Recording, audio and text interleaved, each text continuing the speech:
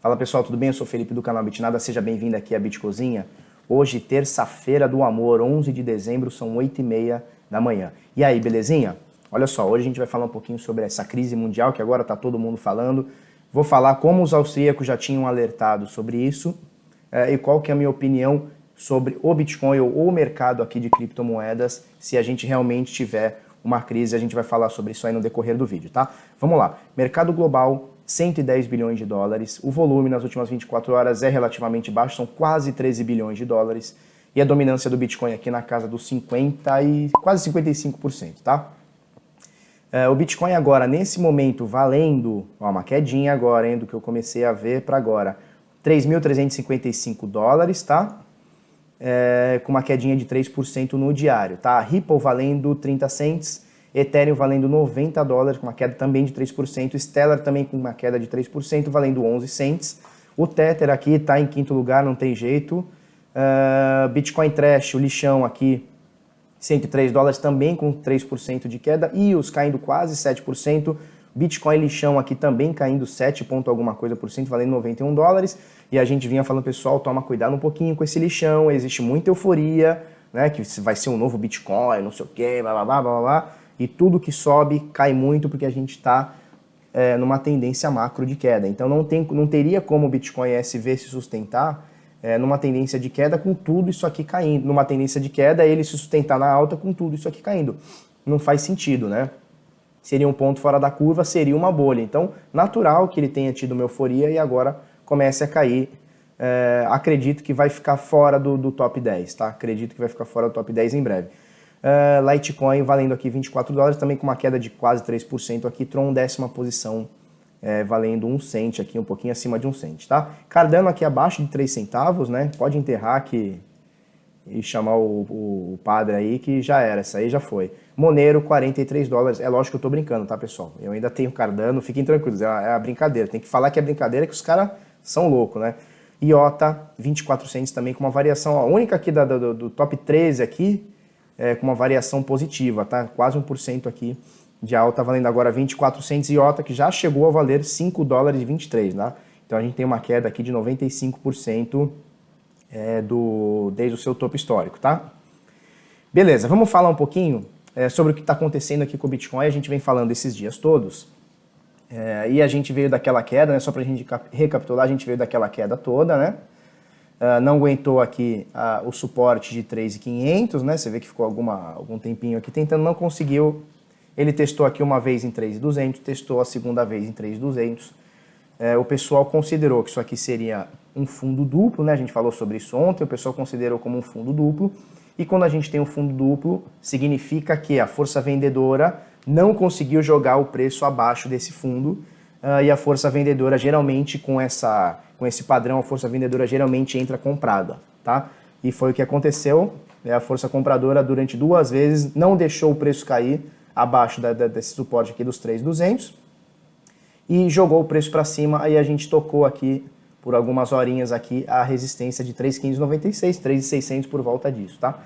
E aí não se sustentou e agora a gente está no caminho mais ou menos, está no meio termo, né? A gente não está nem lá nem cá, né? Agora, o que seria o saudável, né? Geralmente o mercado vai tentar novamente fazer isso aqui, né? Fazer um reteste aqui na casa dos 3.600 para ver realmente qual que é da força compradora, qual que é da força vendedora, tá? Nesse momento está meio indeciso, isso aqui pode acontecer, mas também pode acontecer o contrário, né? Do pessoal querer jogar novamente para baixo.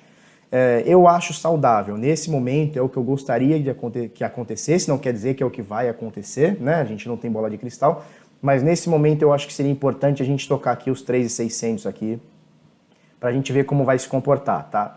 Porque um terceiro repique aqui na casa dos 3.200 pode não ser saudável no preço, tá? Então, essa é a minha opinião agora. Eu gostaria de ver o Bitcoin pelo menos tocando aqui. Se vai cruzar para cima ou para baixo, é outra história. Eu gostaria de ver o Bitcoin pelo menos tentando, a força compradora pelo menos tentando passar um pouquinho aqui os 3.600, tá? Agora, eu quero fazer uma crítica aqui. Na verdade, não é uma crítica, né? Porque assim, eu considero a nossa audiência aqui do Bitnada bem diferenciada da média, tá? Bem diferenciada da média.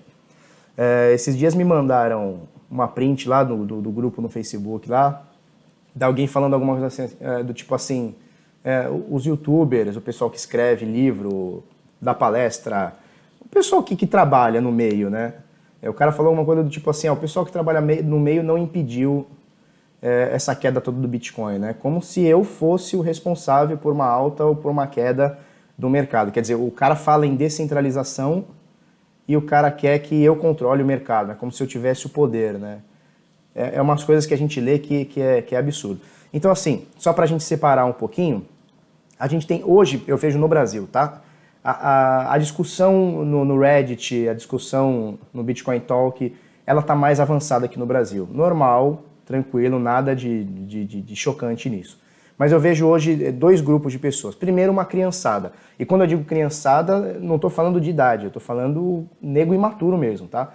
Existe uma negada aí meio louca da vida, que geralmente ou não tem criptomoeda nenhuma, tem zero, então tá aqui só de orelha, tá só gastando tempo na vida, ou tem tão pouquinho que, sabe, que o cara não tá fazendo nada pelo ecossistema, o cara simplesmente não tá fazendo nada, ele tá só criticando. E do outro lado eu vejo um pessoal que gosta mais do debate, que gosta mais de entender, que gosta mais de, sabe, de participar do debate de forma positiva, não simplesmente só xingando, ou só falando besteira, sabe? Só tipo, você falou que ia subir, caiu. Você falou que ia cair, subiu. Esse tipo de coisa não agrega em nada, né? Não agrega em nada na discussão.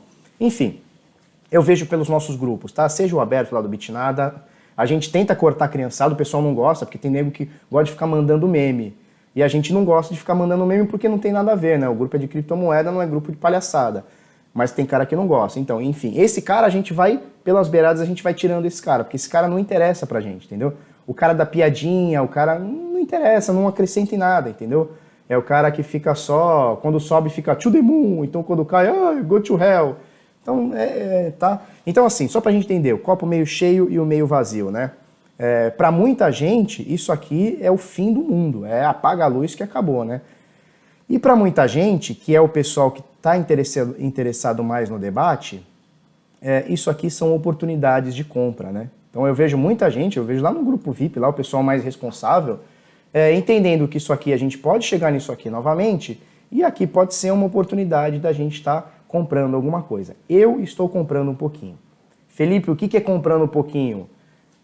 É vendendo carro e botando no prego o carro, botando joia no prego para comprar Bitcoin? Não, é o seguinte, você trabalhou um mês passado, por exemplo, recebeu o dinheiro desse mês, pagou suas contas todas, foi andar sei lá, de patins com a sua filha, foi tomar sorvete com seu filho, levou a namorada para passear, comprou um presentinho, sobrou 100 reais, 200 reais, 300 reais, beleza, cara, é o que você vai comprar, é o que eu faço.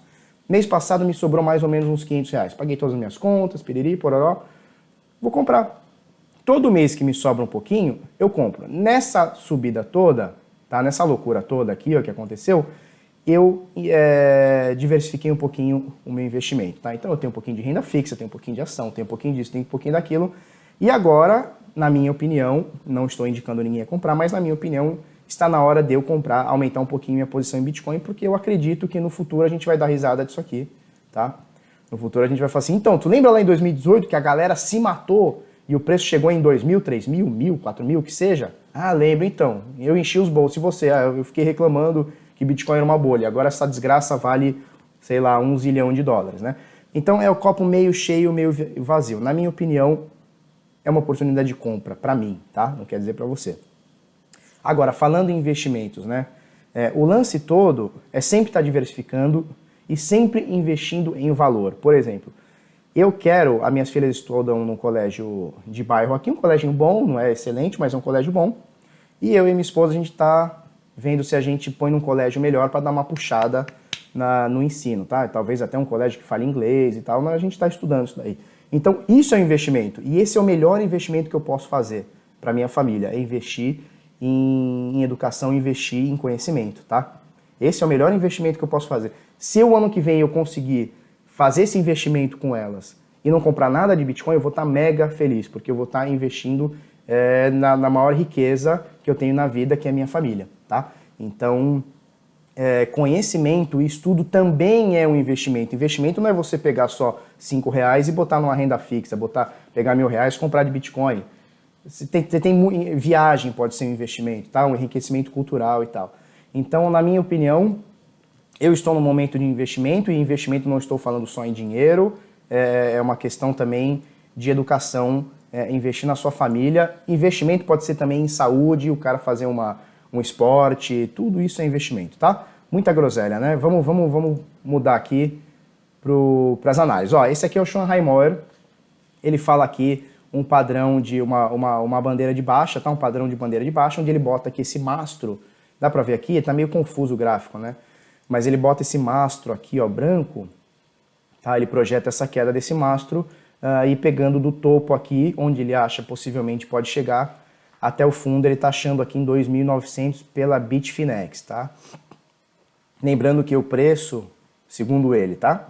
Pode pegar essa resistência aqui e dropar aqui para 3.200 novamente e até 2.900, tá? Ele acha que vai acontecer isso aqui em 2 estágios. Essa resistência que ele tá falando aqui, de 3.600, é exatamente essa aqui. Vamos botar aqui 1 hora, só pra gente... 1 hora.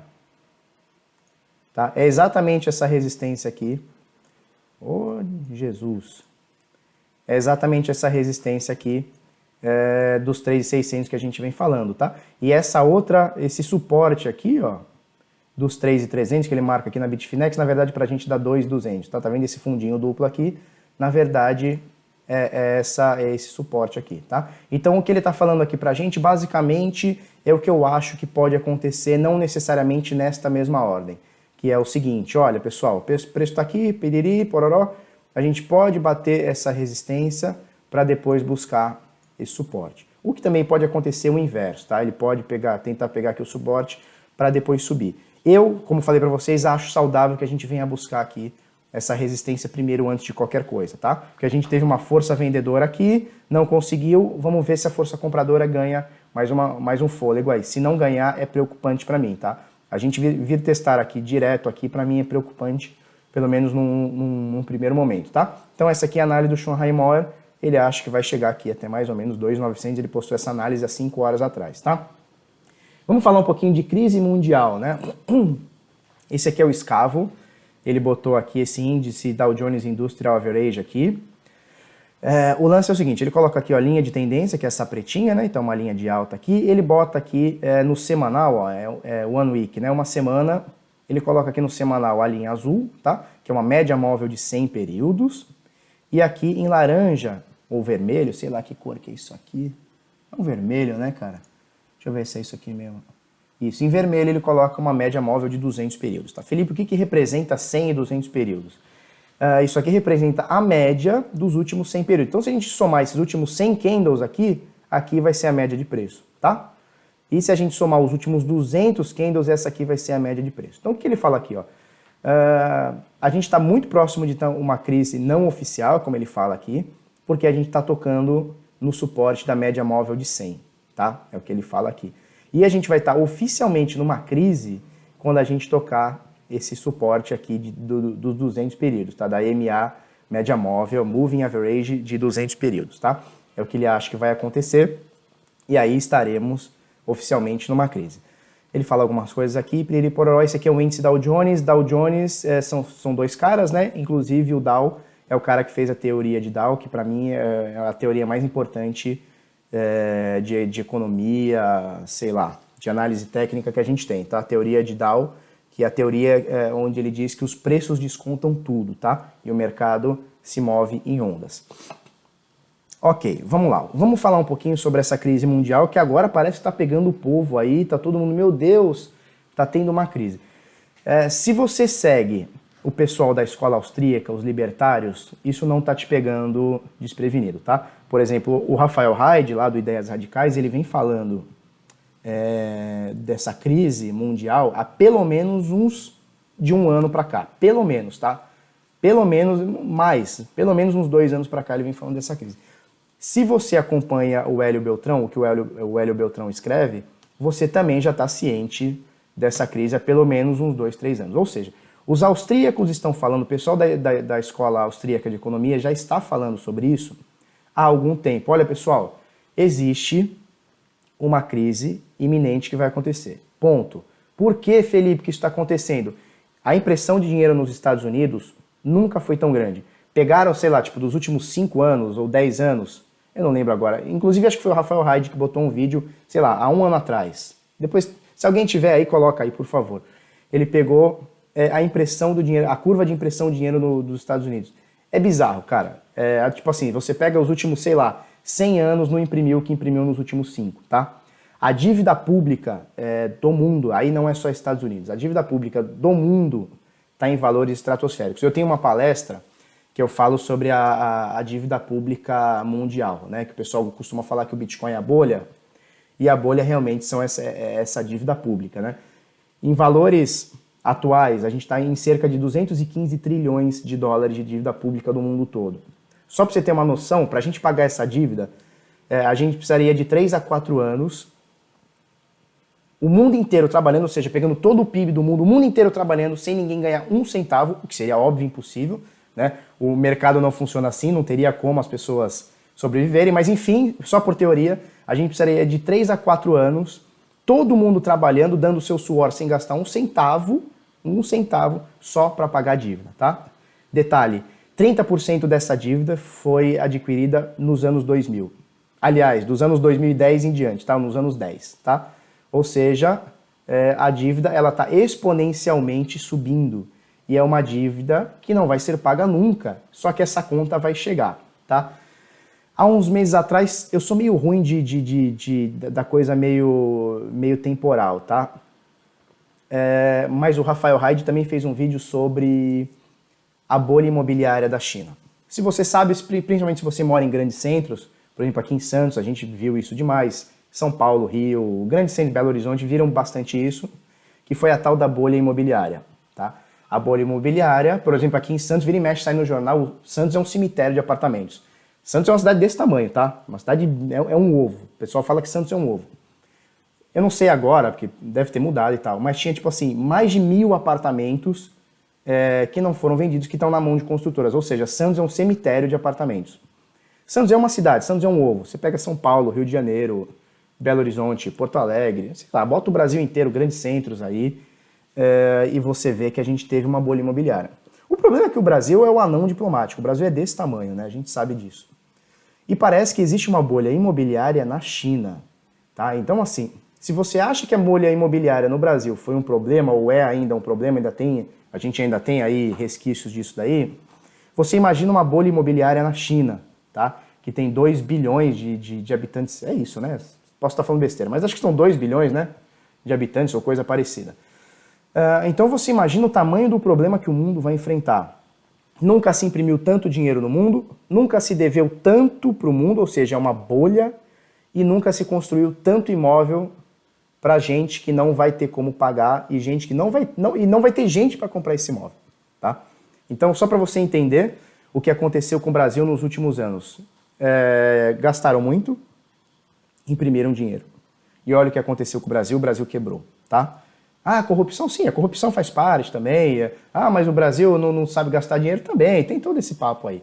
Mas o grande lance é que gastou-se demais, imprimiu-se muito dinheiro, é o que está acontecendo no mundo. Então imagina, a gente vem de uma crise desde 2014, final de 2014 para 2015, nós estamos no final de 2018 e a gente ainda tá na merda, tá? No Brasil. Você imagina uma crise global. O pessoal diz que essa vai ser a maior crise da história. Os austríacos estão achando que essa pode ser a maior crise da história, inclusive superior à que a gente teve em 2007, a crise lá do subprime, que foi a crise que originou o Bitcoin. Graças a Deus a gente teve aquela crise que originou o Bitcoin e hoje a gente pode estar fugindo disso tudo. Fugindo entre aspas, né? Porque não tem muito o que fazer, porque a economia global ainda é em dólar, ainda é em real, ainda é em euro, ainda é em ienes, etc.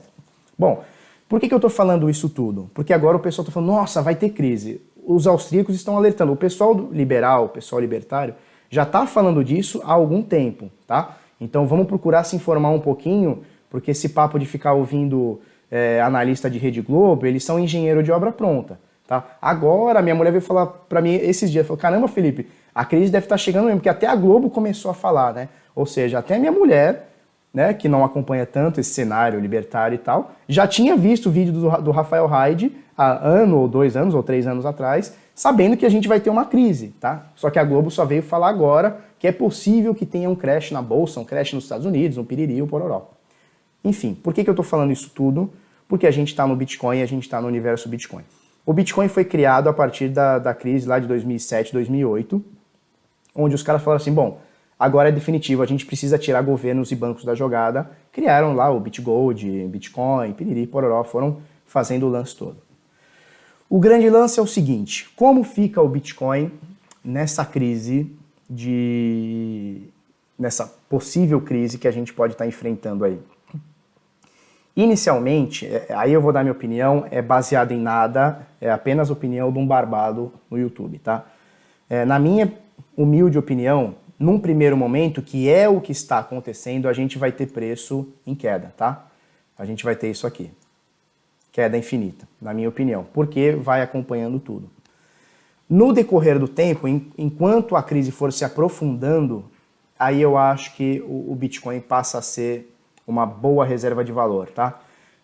Quem acompanha o Bitcoin um pouquinho mais de tempo, teve a crise na Grécia, há uns anos atrás, e foi o momento que o Bitcoin subiu muito. Por quê? Porque o pessoal na Grécia teve o dinheiro confiscado, a Grécia quebrou, calote no mundo todo, era aquela iminência de calote, não sei o quê, e ele ia levar a União Europeia. Veja, a Grécia é desse tamanho, tá? A Grécia é desse tamanho, ia afundar o bloco, falava assim, afundar o euro, tal, não sei o quê, não sei o quê.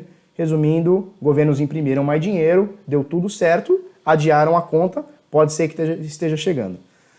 No momento que a Grécia estava em crise, foi o momento que a Europa mais comprou Bitcoin. E o preço do Bitcoin fez uma curva de subida muito grande. Então imagina, no primeiro momento a gente tem uma queda, porque as pessoas saem de grandes investimentos, inclusive de Bitcoin, porque a pessoa quer se...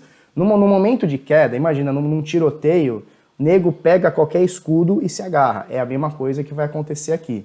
Num primeiro momento, que pode já está acontecendo, isso aqui já pode ser um reflexo de tudo isso. Num primeiro momento a gente pode ter o mercado de Bitcoin meio que desabando para depois ele ir mais ou menos o que aconteceu com a Grécia, que foi que ele foi estabilizando e aí o pessoal entende como reserva de valor e para se proteger de inflação, de dívida, de quebradeira, o pessoal começa a comprar Bitcoin.